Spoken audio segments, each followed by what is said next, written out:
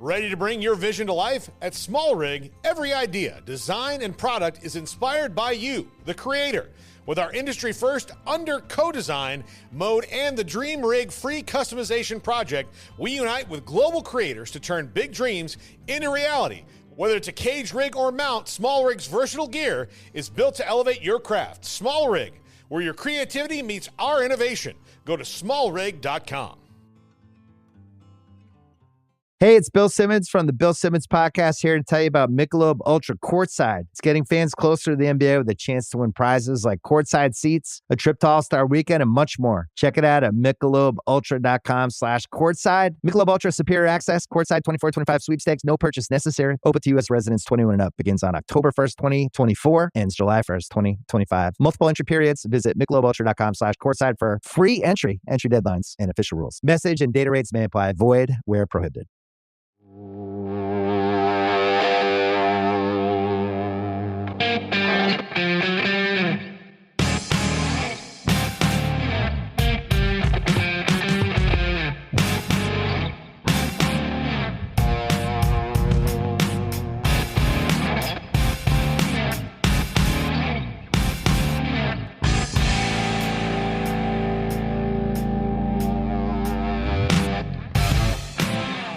Hello, everyone, and welcome once again to the Trail Daddy podcast.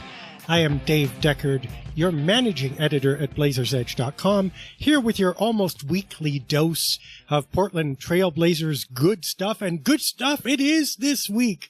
Oh my goodness, the Blazers won 2 games in a row. We didn't know if that would happen all season, and yet they did it. Wonderful, wonderful job versus the Minnesota Timberwolves. Poor Timberwolves fans are now in the fetal position over there in Minneapolis and St. Paul, wondering what went wrong, regretting that Karl Anthony Towns trade and everything that went with it, simply because Portland has put them in a tailspin. I love it. It's one of the few fringe benefits of being a bad team. Every once in a while, you get to rack up somebody else, and it feels so good. But you know what? Let's start here. This has created a mini revolution in Portland, in part because of the players who did not play in these wins. DeAndre Ayton sat out both games with a sprained finger. Anthony Simons had issues in Game 1 after about 5 minutes of play, and then did not return for that game or Game 2. Jeremy Grant played in both games, but he struggled shooting from the field. The first game he scored 21, the second I believe it was 8. He was not as strong of a factor as he usually is. Instead, what happened? Everybody else stepped up. And this has caused a, tidal wave in Portland, saying, finally, we have the team we wanted, we have the team we deserved, we have the players we should be playing. Why isn't Chauncey Billups playing these young players instead of the trio of Ayton, Simons, and Grant? Which we should pause for a second. Poor Chauncey. Now, I'm not going to defend his coaching overly much. That's water under the bridge for the most part. We've talked about that for 4 years now. However, how can you win 2 games against a superior opponent with your players showing all kinds of energy and whatever, finally what you wanted, and still get criticized?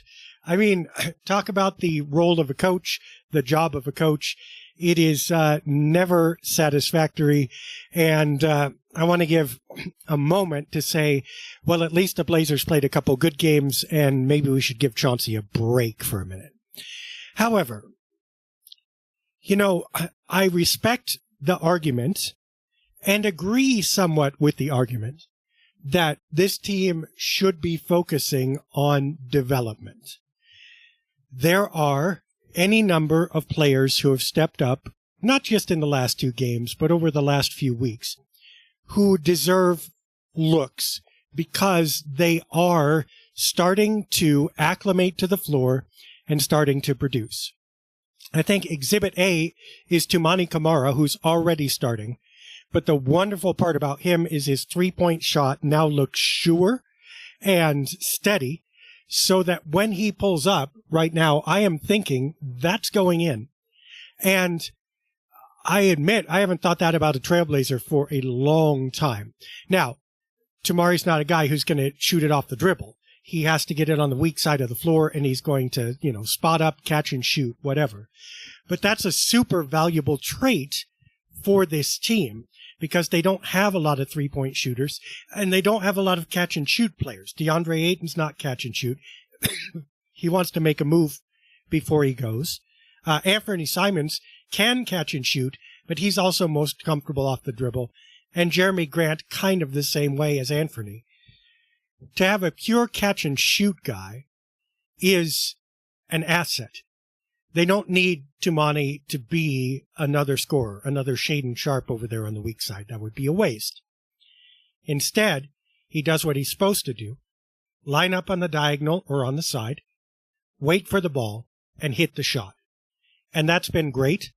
Also, his defensive play has been superlative. He's played 2 or 3 games in the last 2 weeks where I've just gone, my gosh, this guy is a bona fide disruptor. And he's ahead of every play. And he is in position with his hands and with his feet to not only make dribbles difficult, but to get steals and create disruption for other players. I love this, and I think that he deserves credit. Also, Deni Avdija, paired with Tumani, I think makes an exciting duo. Here's why. Deni isn't quite as, I would say, disruptive on defense as Tumani is, but he's close enough, and he stays in front of plays, and he's quick. But he can push the offense. And if his three-point shooting ever comes around, then they will be a two-headed monster.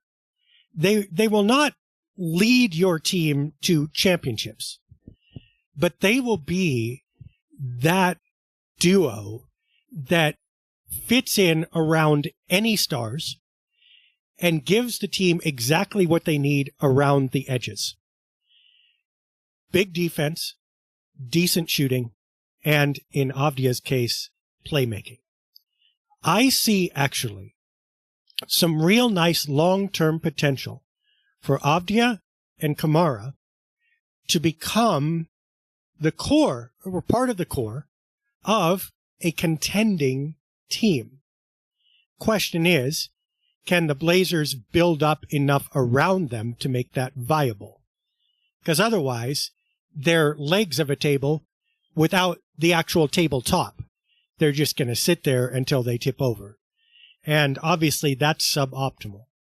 But I do think there's potential that the Blazers have built part of the foundation of their future in this duo before they've gotten the actual, front of the engine working. They've got a couple wheels, let's put it that way.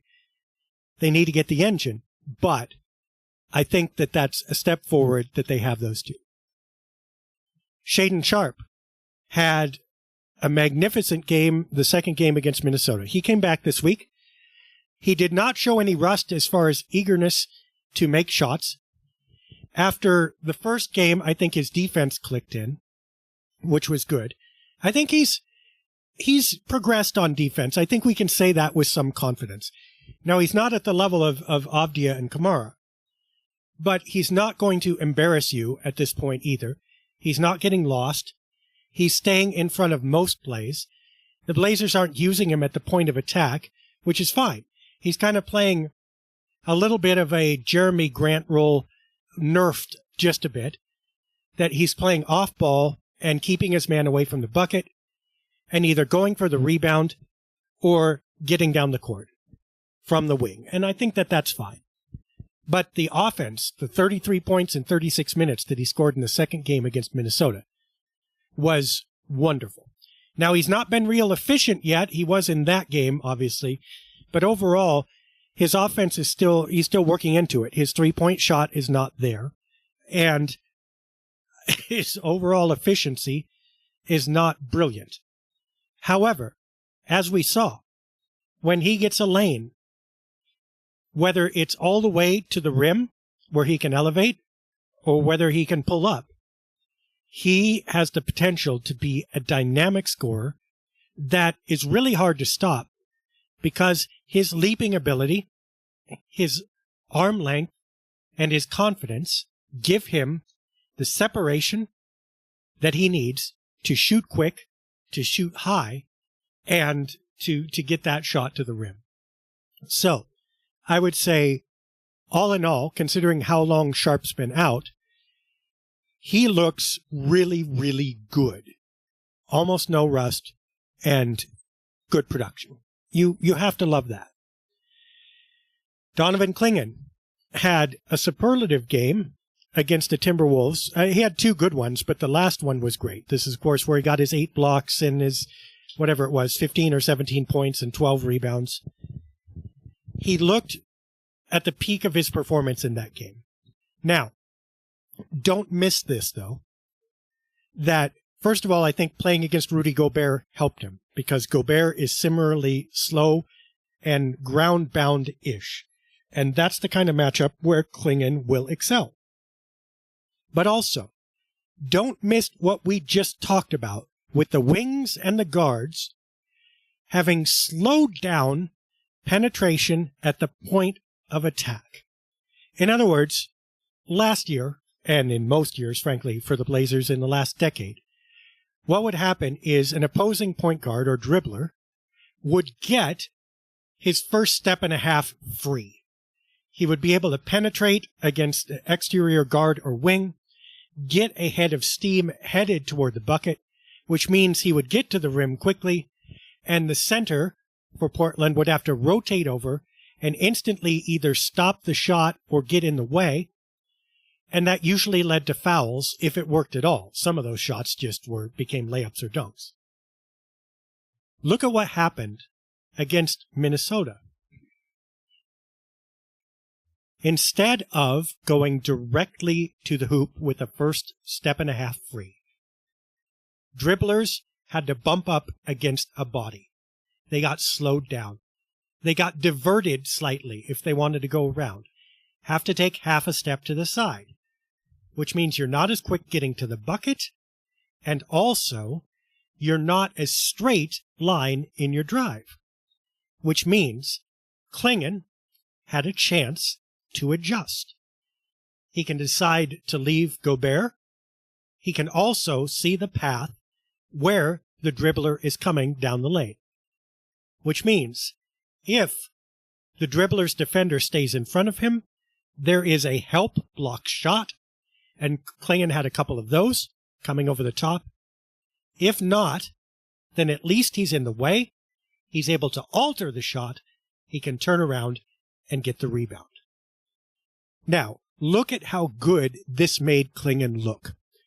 His assets, height, arm length, looming body, He doesn't have a lot of athleticism. He doesn't have a lot of quickness. But if the dribbler is slowed down, so the dribbler's not as fast, that deficit in speed doesn't matter. Also, Clingan doesn't have to cover a lot of ground. He can see exactly, because Portland's exterior perimeter defenders are blocking off certain avenues to the lane.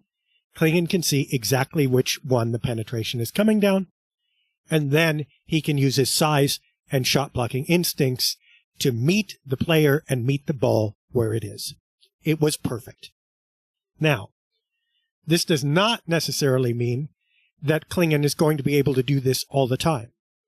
Again, it depends on the exterior defense of his teammates, also the makeup of the opponent.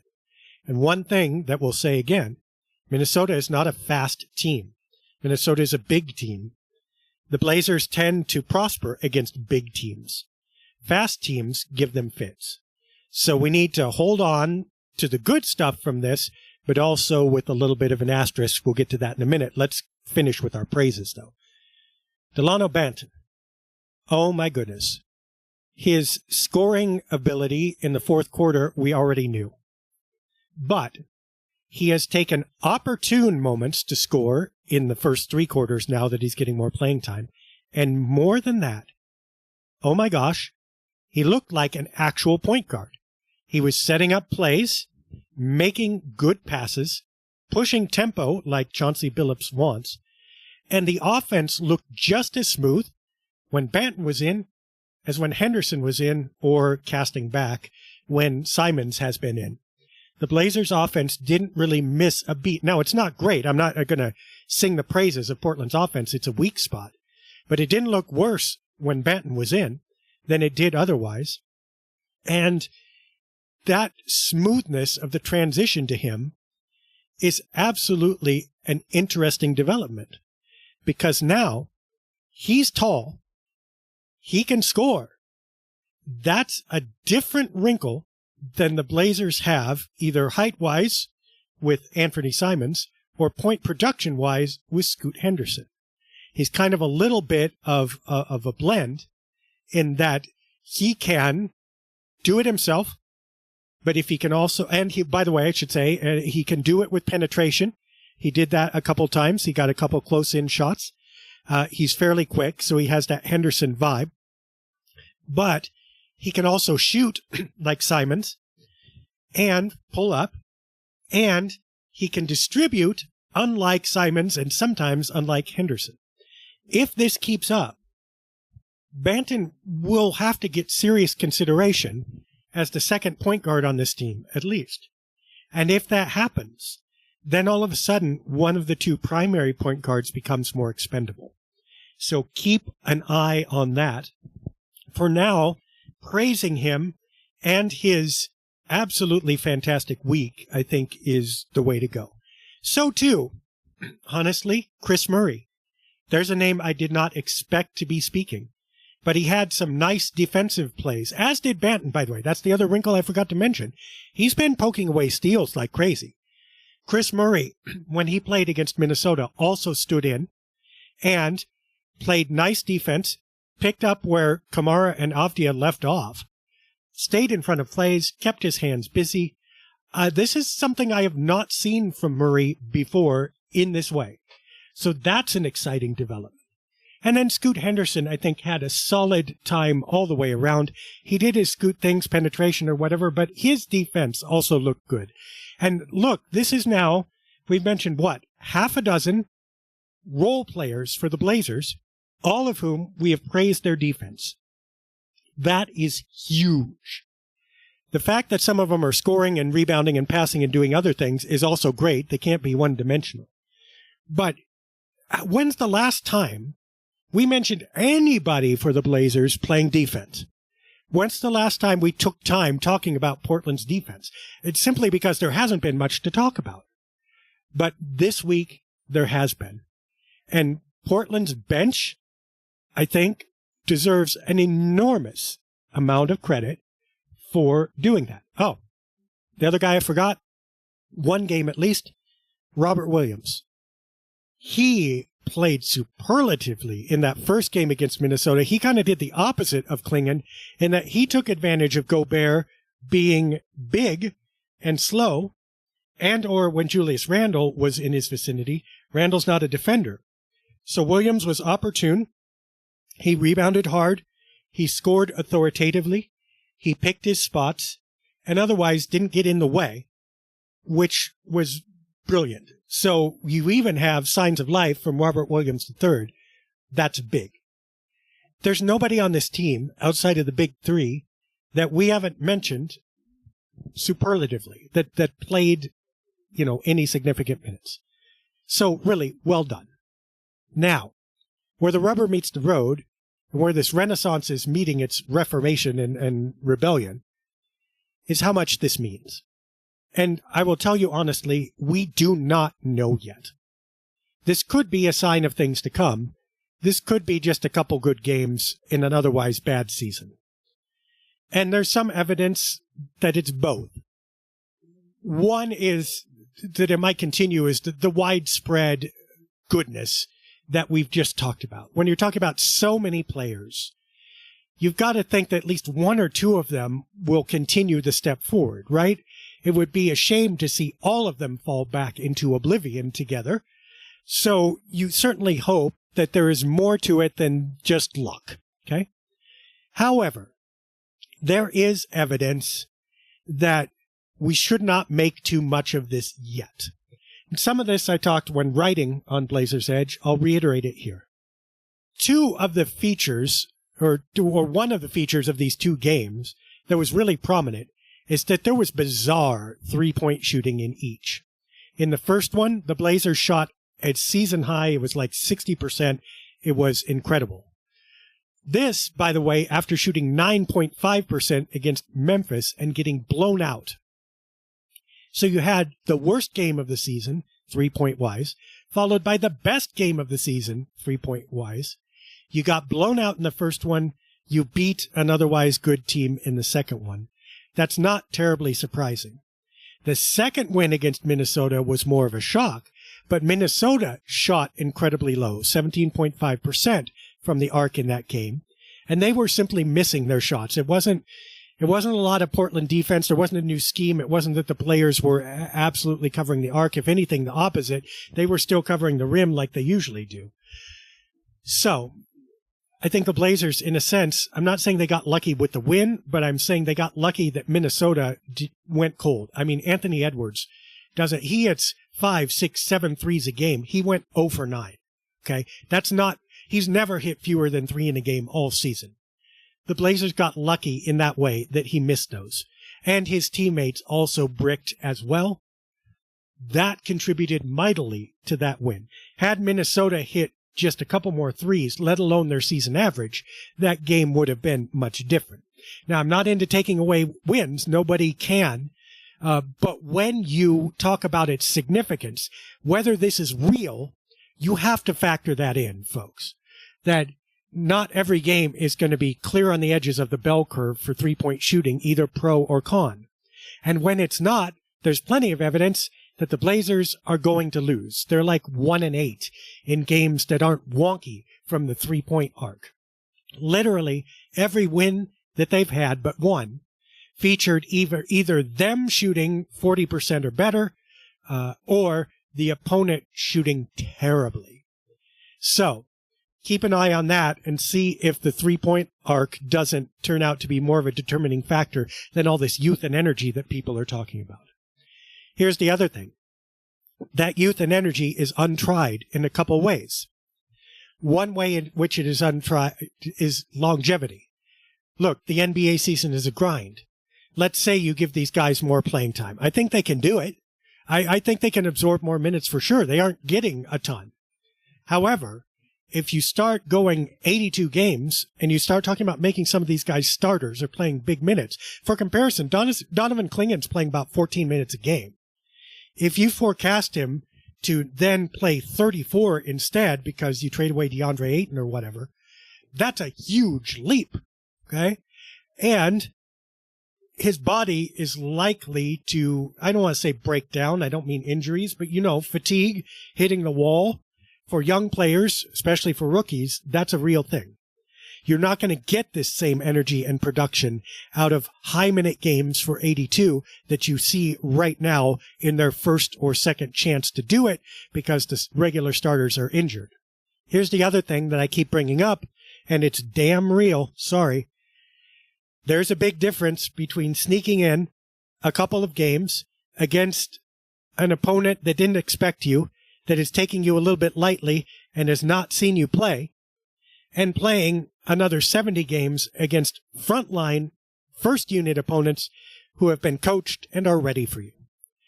And even with these advances that the young Blazers have made, each of them still has plenty of weaknesses in their game, and they still have weaknesses in their game collectively.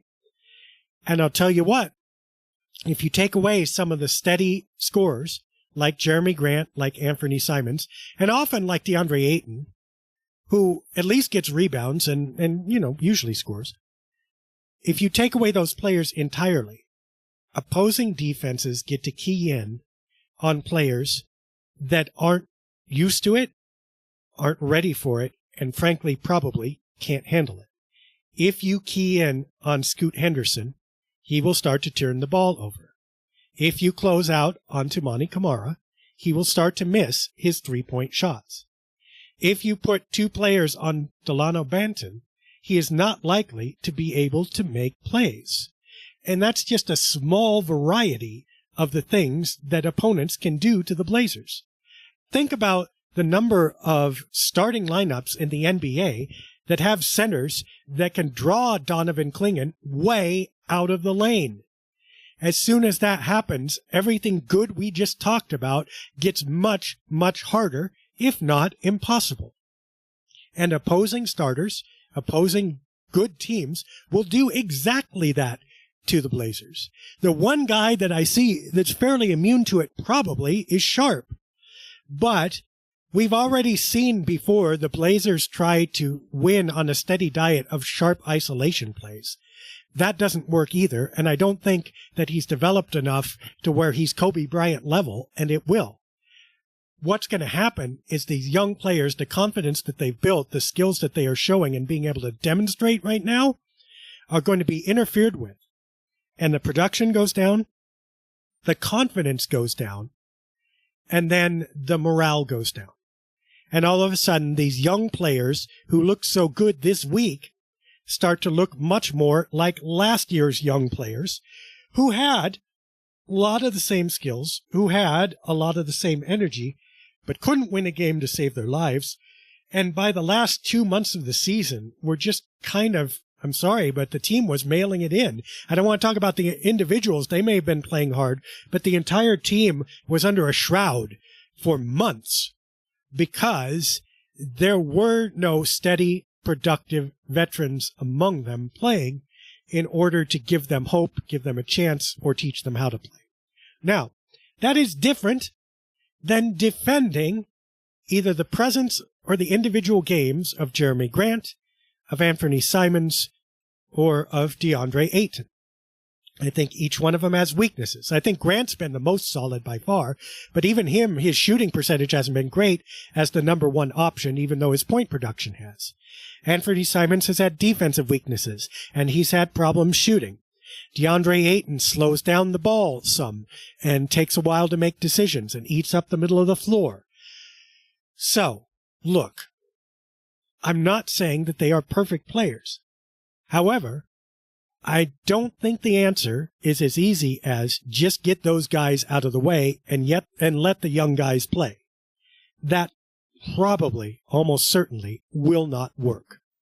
And the young guys are at this point, and they are able to produce, like we saw this week, in part because there is a Jeremy Grant in the huddle and in practice and on the floor. And if nothing else, at least Jeremy Grant draws some attention. He's there for a bailout bucket. He's solid on defense, and he can keep the troops rallied. Anthony Simons at least can provide an offensive player that defenses pay attention to. And I almost guarantee you that Banton will not be the same way. That one of two things will happen. Either they'll single cover him, and he'll probably come back down to earth if he's given starters minutes in a starter's role, and he just won't score as productively, and opponents will be able to ignore him and defend everybody else too. Or they will run something at him, like a double team or a stunt or something, and he'll get stuck. And at that point, he won't be a functioning point guard anymore. Scoot Henderson, same way, probably twice as likely because he doesn't have the outside shot. He's been better. I don't think he's there yet. If you take away Anthony Simons as an option, as a guy you can't leave, as a guy that defenses shade towards, then you put all that pressure. It doesn't go away. It just lands on the laps of young players who are too new and whose success is too new to be able to handle it.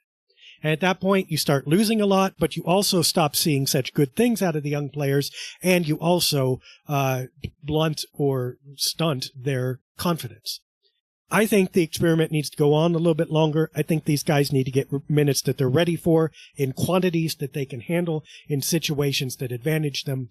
And they're still a ways away from just being able to be let loose on the court. We've seen Avdia and we've seen Kamara be able to do it now. I think those two are ahead of the pack. The rest need some work. And they need to take that same progression that Kamara took. Okay, First of all, you start with no minutes, then you start with some minutes with veterans, then you play a more key role with those veterans and work in with them, and now you're able to work in no matter what, and you are almost one of the veterans. That's appropriate. Throwing Donovan Clingan out there as the starter for 35 minutes against centers who can draw him out and hit three-pointers is just a recipe to get him a lot of fouls, a lot of frustration, and have him sitting on the bench. I prefer him much more right now in most games for 18 minutes rather than 35, simply so his development goes smoothly and he can integrate in the best way he can and be the best player he can. I do not think that's going to happen if you trade Ayton and start Clingan right now. That's not to say that I wouldn't trade Ayton. I'm actually fine with that. I'm fine with them trading Simons if they get a good deal. I'm fine with them trading Grant if they get a good deal. I am not opposed to any of that. But this idea of it will be addition by subtraction, I object to. There will be more subtraction than you think simply because there are no veterans left on this team if you trade all of those. Now, I think maybe it's quite possible, if not likely, that the Blazers, having seen this, if it sustains, if the young player development sustains, that they will figure that they can trade at least one of those guys and go ahead and pull the trigger on a deal that they find favorable. If they find it before February, that's fine. If they find it next summer, no problem, right? Because everybody's got a year more under their belts. I think it's possible that they trade one of them. But this sweeping mandate that people seem to have to get rid of all the veterans and just go with the young players because it's more exciting, it's not going to be more exciting for long. And you know what? The Memphis game before these two Minnesota games, where everybody was at the pit of despair and tossing themselves in because the Blazers lost by 45 and looked terrible, that is more likely to repeat if the Blazers get rid of their veterans than is the Minnesota, 2-game win streak. I do not think that they end up winning more, and I do not think that they end up succeeding more yet by dumping those guys. Now, an interesting topic, and we may bring it up on site, is if you were going to lose one of the three, which would you lose? For me, Grant is the oldest, is the most likely, but he's also the one who fits in most. And he's got some nice defense over there.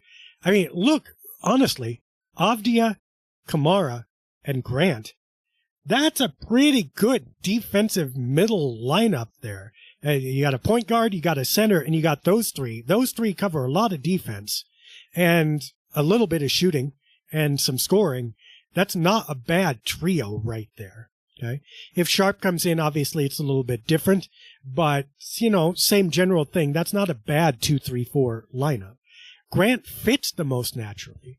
I think Ayton's game is not quite productive enough and is just a little bit of slow and clunky there in the middle to gum up the driving of the guards and what have you.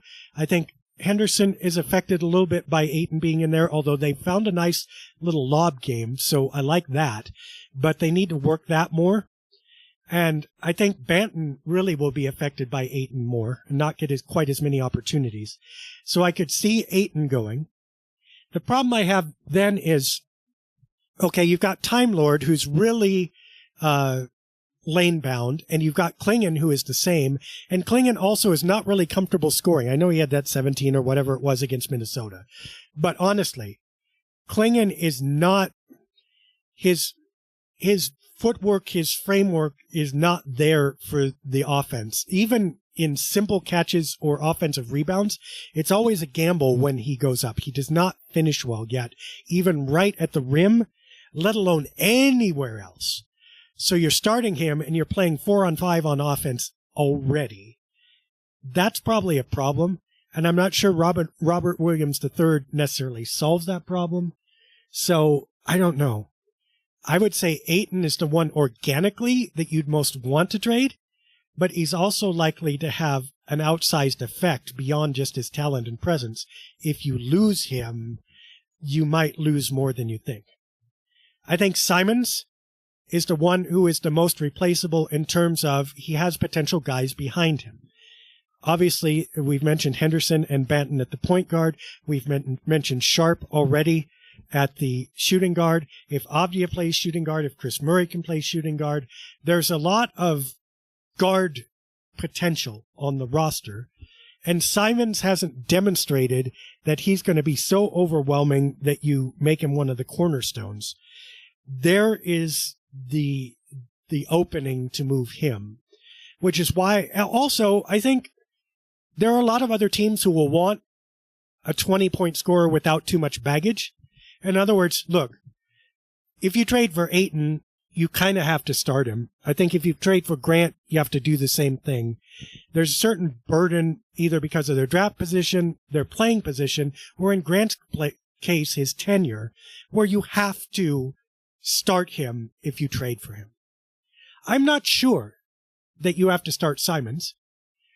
I think you could also play Simons at either position. I think Simons does for someone what C.J. McCollum did for the New Orleans Pelicans when the Blazers traded him. And I think there's more of a market for that. I think there's more potential. You could see Simons fitting in on a lot of teams, on a contender to come in and provide instant offense, on a team that's trying to make the leap to contender to provide just bald points.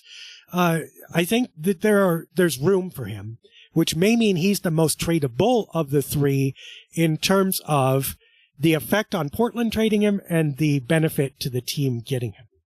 I think Grant would be welcome lots of places. I can't think of a contender that wouldn't want Jeremy Grant somewhere. I mean, I don't think Boston needs him.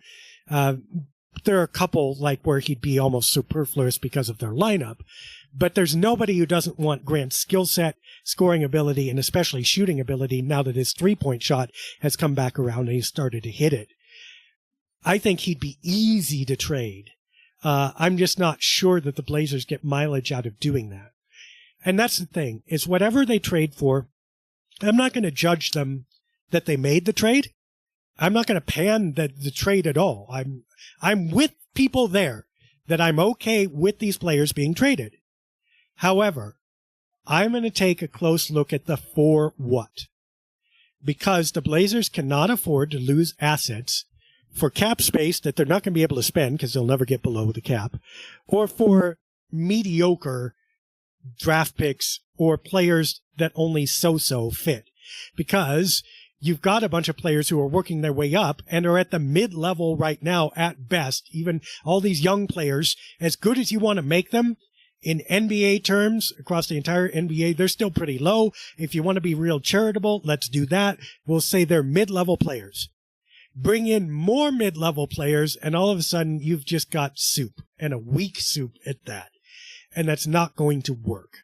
So the Blazers need to get young players who have the potential to become really good, or good draft picks in return, or some kind of player that impacts right now, but I think that that's completely unlikely.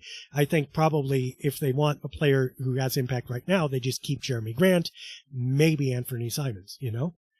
So I'm looking at young developing players who have a chance to be really good, or the chance at really good future draft picks.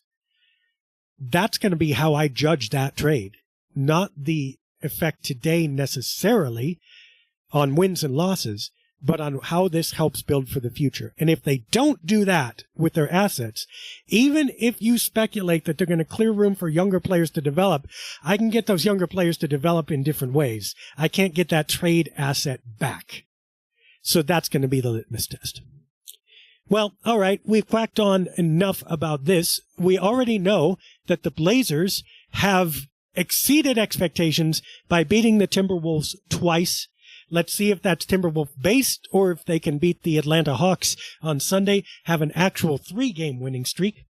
Also, you have next week the Oklahoma City Thunder on the road. That is going to be tough. You have the Houston Rockets twice on the road. One of those is an in-season tournament. That's going to take us through to next week. They actually don't have that many games. They're off until Sunday. They have a Wednesday and a Friday game, so they have a lot of rest before their Friday, Saturday home or road series versus the Rockets. Let's see if this rest does them some good. Let's see if there's some wrinkles in the attack. Let's see if the the veterans come back. Also, circle that game next Friday. It's an in-season tournament game. The Blazers already, unexpectedly, won one of those. If they can win next Friday versus Houston, there is a non-zero chance that they can actually go 4-0 in this in-season tournament. There are too many games left. There are 3 games left, and they're all hard. Houston, Sacramento, and the Clippers. A little too much to speculate right now.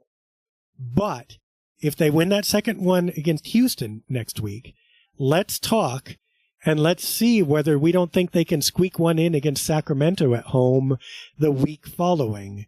Then things start to get pretty exciting. And one potential wrinkle that would be interesting is if the Blazers could go to the NBA Cup, the Emirates NBA Cup. That would be quite a feather in their cap, an interesting development for a team that is supposed to be bottom of the league and often plays like they are. That is my secret little hope here. I think that it's a long shot still, but again, if they win next Friday, a non-zero possibility. Let's see how that goes. Let's hope that they don't fall right back on their faces again, although it's extremely likely that they're going to get 3 or 4 losses in their next 3 or 4 games. We'll live with that either way. I hope you enjoyed your week of exciting Blazers wins, and we'll see how much more they can duplicate. We will be back next week or soon. And until then, have fun watching your Blazers and all the new players that are suddenly being featured and excelling, at least for right now.